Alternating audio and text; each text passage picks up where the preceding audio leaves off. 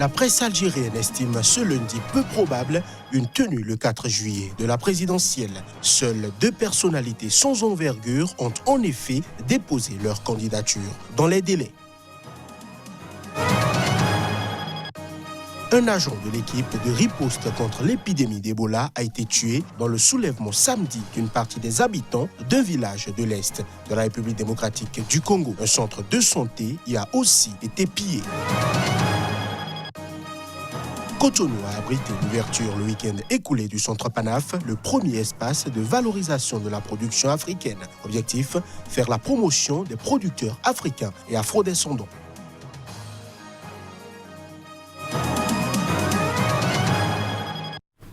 C'était là le sommaire de cette nouvelle session de l'information sur SICA. Bonsoir à chacun, bonsoir à tous. La presse algérienne est unanime. Elle estime ce lundi très peu probable une tenue le 4 juillet de la présidentielle censée élire le successeur de l'ex-président Abdelaziz Bouteflika.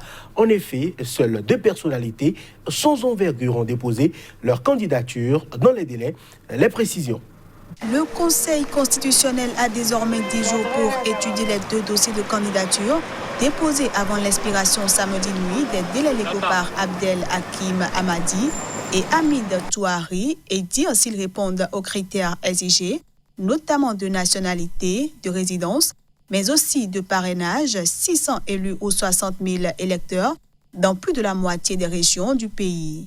Vétérinaire et chef d'une entreprise de médicaments vétérinaires, le docteur Abdel Hakim Hamadi, 53 ans, avait déjà déposé un dossier de candidature pour la présidentielle de 2014, retoqué par le Conseil constitutionnel. Ingénieur en mécanique aéronautique, Hamid Touari a travaillé dans une entreprise de commercialisation de médicaments et dans le secteur du bâtiment, avant de gérer désormais une société de production audiovisuelle, selon son compte Facebook. Il avait été candidat en 2017 au municipal dans sa commune d'El Attaf, mais n'avait pas été élu. Il est peu probable que cette deux-là ait réussi à réunir les parrainages exigés et l'élection du 4 juillet sera sans aucun doute reportée ou annulée, estime ce lundi le quotidien francophone El Watan. Pour Liberté, le scrutin est désormais un très hypothétique rendez-vous et ce ne sont certainement pas les 2 candidats inconnus au bataillon qui vont changer la donne. Pour le quotidien arabophone El Kabar, les 2 candidats sont inconnus des Algériens, donc sans aucun poids politique. Et pour son confrère Echorouk, il ne fait aucun doute que le Conseil constitutionnel devrait annoncer officiellement le report du scrutin. Seul le quotidien gouvernemental El Moudjahid envisage encore un maintien du scrutin, estimant qu'il faut attendre quelques jours la délibération du Conseil constitutionnel pour savoir si la présidentielle du 4 juillet prochain sera maintenue ou reportée. Au Niger, les structures du Modène Lumana, le parti de Hama Amadou, dénoncent un acharnement contre leur leader et ce, depuis la décision du ministère de la Défense de porter plainte contre lui pour des propos jugés attentatoires au moral de l'armée. On fait le point avec notre correspondant au Niger, Abdelkarim Mahamadou. Après le bureau politique national du Modem Lumana, c'est à la coordination régionale de Niamey, sous la direction de Seni Yakouba, de donner de la voix. La structure a organisé une séance de lecture du Saint-Coran et d'invocation au profit de Hama Amadou face aux épreuves qui, selon le parti, lui sont injustement imposées par ses adversaires politiques au pouvoir. Ses partisans dénoncent un acharnement et rejettent les accusations du ministère de la Défense qui a porté plainte contre lui. Nous assistons à une déconfiture et une débandade politique couronnée par une incapacité notoire de ce régime à trouver des solutions idoines aux maux qui minent le Niger et son peuple. La seule interrogation du chef de file de l'opposition sur l'origine des crimes, les motivations et les cibles réelles qui déstabilisent. Toutes ces manœuvres, selon les fidèles de Hama Amadou, visent à lui ôter toute envie de revenir au pays et de se présenter aux prochaines élections présidentielles de 2021. Mais advienne que pourra, estiment ses partisans, Hama Amadou va bientôt rentrer au pays et il sera le porte-flambeau du modèle Lumana.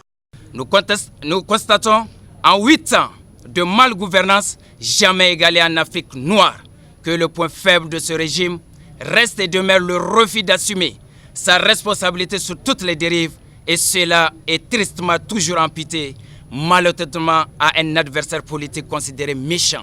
La jeunesse de Lumana, de Niamey apporte son soutien à la déclaration du bureau politique national du Modern FA Lumana Africa en date du 24 mai 2019. Apporte son soutien indéfectible au président du parti qui reste et demeure le seul et unique candidat aux prochaines élections présidentielles. Nous avons choisi son excellence à Mamadou. En contre-attaque, les partisans du chef de file de l'opposition exigent une enquête parlementaire sur le ministère de la Défense. Nelson Chamisa est élu dirigeant du principal parti d'opposition du Zimbabwe, le Mouvement pour un changement démocratique. MDC, c'était à l'occasion du premier congrès du parti organisé depuis la mort de son fondateur, Morgan Tsvangirai. Les détails. Le principal parti d'opposition du Zimbabwe, le Mouvement pour un changement démocratique, a reconduit ce dimanche à sa tête l'avocat Nelson Chamisa. Seul candidat annoncé, il a été élu par les quelques 10 000 délégués du MDC réunis depuis vendredi dans la ville de Gweru, dans le centre de Zimbabwe. Candidat malheureux à l'élection présidentielle de 2018, Nelson Chamisa, un avocat ambitieux de 41 ans, dirigeait de fait le parti depuis la mort de Morgan Tsvangirai il y a un an, mais n'avait pas été formellement élu par ses membres. Ce scrutin a aussi purgé la controverse juridique née de l'annulation au début du mois par un tribunal pour des raisons de forme de la procédure de nomination de Nelson Chamisa. Candidat du MDC à la présidentielle de juillet 2018, il a été devancé par le président sortant et candidat du parti au pouvoir, Emmerson Mnangagwa. Arguant de fraude massive, Nelson Chamisa refuse depuis de reconnaître sa victoire. Créé en 1999, le MDC est le plus important parti d'opposition à la ZANU-PF au pouvoir depuis l'indépendance en 1980 au Zimbabwe. Son chef, Morgan Tsvangirai, est mort l'an dernier d'un cancer. Je l'annonçais en titre, un agent de l'équipe de riposte contre l'épidémie d'Ebola a été tué dans le soulèvement samedi d'une partie des habitants d'un village de l'Est de la République démocratique du Congo. Un centre de santé a été pillé. Les autorités ont révélé ces informations ce lundi. Une partie de la population du village de Moussaïro, dans la zone de santé de Mabalako, dans le Nord Kivu, s'est soulevée et a attaqué l'équipe locale de la riposte contre Ebola, affirme le bulletin quotidien du ministère de la Santé, daté de ce dimanche. Un hygiéniste de l'équipe de prévention et contrôle des infections est décédé des suites de ses blessures lors de son transfert vers l'hôpital, indiquent les autorités sanitaires dans le bulletin. Le centre de santé de Moussaïro a été saccagé et pillé et 3 maisons du village ont été incendiées, ajoute le bulletin. Par ailleurs, le centre de triage du centre de santé de Foulamba, dans la zone de santé de Boutembo, a été vandalisé par des inconnus dans la nuit du 25 au 26 mai, indique encore le bulletin. Les équipes locales de riposte dans le cadre de la lutte contre la 10e épidémie d'Ebola, déclarée le 1er août dans 2 provinces de l'Est de la République démocratique du Congo, sont composées d'habitants du village qui ont été formés pour mener certaines activités de riposte. Des résistances communautaires contre les activités de riposte sont enregistrées dans cette région, où des habitants considèrent que cette épidémie est une nouvelle stratégie pour les exterminer après des massacres de civils attribués principalement aux milices ougandais musulmans de forces démocratiques alliées. Depuis le début de l'épidémie en août, le cumul des cas est de 1912, dont 1818 confirmés et 94 probables. Au total, il y a eu 1277 décès, 1183 confirmés et 94 probables et 496 personnes guéries, indiquent les autorités.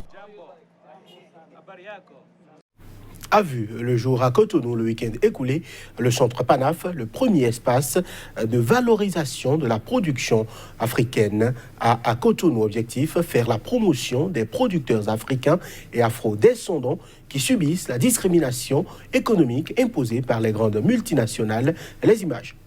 Lutter pour l'autosuffisance alimentaire, socle de l'indépendance effective, c'est la nouvelle étape franchie par l'ONG Urgence panafricaniste. À travers le centre PANAF qui a ouvert ses portes à Cotonou, l'ONG vole au secours des producteurs africains, souvent lésés dans la guerre de positionnement toujours à l'avantage des grandes multinationales. Parce que c'est bien de s'opposer, mais il faut qu'on soit aussi capable de proposer. Le panafricanisme n'est pas que de l'opposition, ce n'est pas que de la critique, c'est aussi de la proposition. Là, tous les jeunes Africains et moins jeunes qui le veulent, du continent de la diaspora, qui le souhaitent, peuvent venir consommer une production 100% locale qui permettra à notre population aussi d'aller petit à petit vers la voie de l'autonomie. Toutes les étapes sont franchies afin que le produit proposé ici soit un produit de première qualité. L'objectif n'est donc pas de prendre un produit juste parce qu'il est africain, car le Centre PANAF entend aller à la conquête de tout le continent. Le système néocolonial dans lequel on est fait que même présenter des produits dans des pays voisins, c'est quelque chose de difficile. Nous devons être capables de briser ces chaînes-là. Aujourd'hui, avec ce que j'ai vu, je suis très fier de Kémy et j'ai encore plus d'espoir que l'Afrique fera parler d'elle grâce à une nouvelle génération de jeunes qui auront compris qu'il ne faut rien attendre de nos aînés politiciens et tout ce qu'ils ne feront pas, le peuple le fera pour lui-même. Une note de sport pour mettre un terme à cette édition au Nigeria. Le gouverneur de Lagos, Akiwumi Ambode, est au terme de son mandat. Dans ce contexte, a été organisé en son honneur un match auquel ont pris part plusieurs légendes du football africain. Le point avec Abdoulaye Issa, notre correspondant au Nigeria. Le stade Agege de Lagos était très animé le week-end passé, alors que les légendes du football africain et nigérian ont rendu hommage au gouverneur sortant de l'État de Lagos, Akiwumi Ambode. Pratiquement toutes les plus grandes stars africaines et nigérianes ont répondu présentes à ce grand rendez-vous. Le match palpitant qui a été suivi par une foule au stade de Agege. Parmi les joueurs de l'équipe légendaire nigériane, entraînée par l'entraîneur olympique Bonferejo, on peut citer Djidji Okocha, Wanko Kanu, Samson Siasia, Daniel Amokachi, Augustine Ogwavon, Muchiwa Adepoju, Emmanuel Amunike, Taribo West, Uche Okechukwu, Garba Lawal, Peter Rufai et Keshoromu. Parmi les autres figurent Finidi George, Victor Ikpeba, Obafemi Martins, Tijani Babangida. L'équipe de légende africaine entraînée par l'ancien entraîneur des moins de 17 ans Golden Eagles, Fanny Amou, Yahvé Aladji Diouf, Diomansi Kamara, Titi Kamara, Christian Karambeu, Stéphane Apia, Didier Zokora, Lomadan Loua, Khalilou Fadiga et Seydou Keita. Wanko Kanu a ouvert le score en première mi-temps avant que Titi Kamara ne dresse le niveau des légendes africaines en l'espace de 2 minutes. On se revoit pro, même si c'est une évidence qu'on a déjà à la retraite, mais il faut faire plaisir à ces gens qui sont venus et bien sûr ceux qui ont organisé ce match, cet événement. Cette initiative est incroyable parce que même moi, je les ai vus jouer aussi à la télé et cette fois-ci je joue avec eux, contre eux et pour moi c'est une grande fierté de revenir en Afrique. Plus tôt, il y avait un match de nouveauté entre une équipe de moins de 15 ans de Lagos et son homologue de l'État de Kebbi. Les visiteurs ont perdu sous un score de 5-0. Le gouverneur Ambode a également été intronisé au temple de la renommée par l'association des supporters nigérians NSC pour son soutien indéfectible au développement du sport, en particulier du football au Nigeria. Et voilà qui met un terme à cette édition. Merci de l'avoir suivi.